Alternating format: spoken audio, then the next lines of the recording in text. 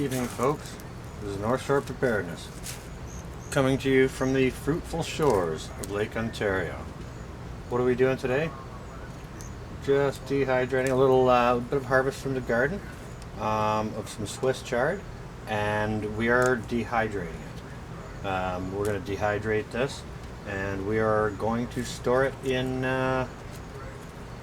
mason jars, not pressure canned or anything like that. Just dehydrated, stored into mason jars for use in soups. And this is literally how easy it is. You know, you don't need any fancy equipment. I use these scissors to harvest these stalks of chard from my garden, and it's literally like five decent sized stalks and one small stalk that I harvested from my garden that I'm going to dehydrate here. And literally, you do this. It's so simple. You rip it up, you place it into your dehydrator. Don't overlap it too much, so it doesn't take as long to dehydrate. And I'm doing it outside, so that it just helps keep it cool inside.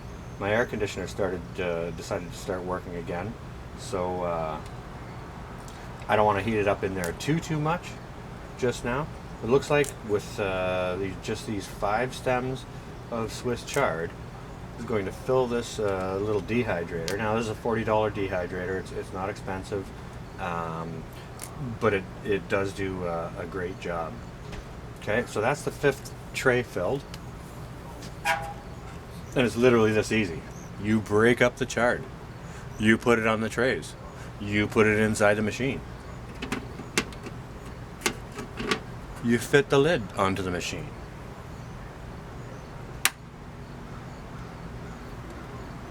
And then you turn it on. You can rotate these trays every now and again if you like. You know, every hour, couple of hours, just to help the bottom ones, the top ones dry out more, help them all dry out evenly. Very, very easy to do. And the stalks, let me show you the stalks, okay? And I believe the variety of chard that I got was a rainbow variety, because you can see right here, we obviously have some that are very white in color, some that are more yellow in color, and then some that are more red in color. Now what we're going to do is we're also going to dehydrate these, but we're going to put them in some water in the fridge overnight, just while this stuff is dehydrating, sort of keep them fresh. And we'll cut these up, you know, like about that, just kind of like celery, and we'll dehydrate those as well. Now what I'll be using this for is I'll be using these dehydrated Swiss chard leaves and the stems to put into soups when I make them over winter. Or, you know, it doesn't need to happen over winter, because once they're dehydrated, they will last years in your pantry, just stored in a mason jar. So that's how easy it is. Things don't need to be complicated. We can do things very, very easily, inexpensively, and literally as simple as ripping it up by hand and turning on the button, right? You know, just starting to get some harvest out of the garden this year, and start to preserve it, put it back for you know, a bit of longer term storage, give it a longer shelf life. Some people like to freeze it. You know, you can blanch it and freeze it if you like to use it that way. Personally, I don't have a lot of freezer space, so I find doing it this way helps really condense it down, because, you know, when it's a leaf, it's about this big.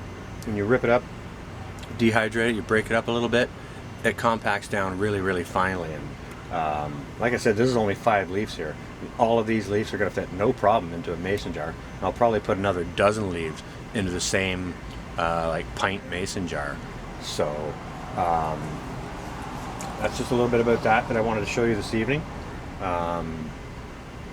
You know, show you how to preserve some of those things that are in your gardens and how you can use them. Use them in your soups, right? Put them in your stew, your soup, things like that after you've got them dried. Once they're dried, you can actually grind them down into a powder, and you know, you can use them in your breakfast smoothies and stuff like that too. Great nutrients in there, great antioxidants, also a ton of fiber. So you know, it's a really great thing to preserve. Now, it was Auntie T who suggested that I get some chard and put that in the garden. So thank you, Auntie T. I think it's a fantastic idea. You know, everyone should do it. If you got a space, to plant anything, you know what? Go get the things, plant the stuff, put it in the ground or put it in pots, even on the porch or outside, or you know, in the house by your window. If you've got a spot on your front step, plant the things, grow the things, preserve the things, put things back for later, because we don't know what we're going to be able to have in the future. All right, so just a little quick video. I wanted to show you guys on how quick and easy it is to preserve some product that has some very valuable nutrients in it for your pantry for winter or for a bit of the longer term. Okay, so I hope everyone finds this useful. This is going to be North out for now.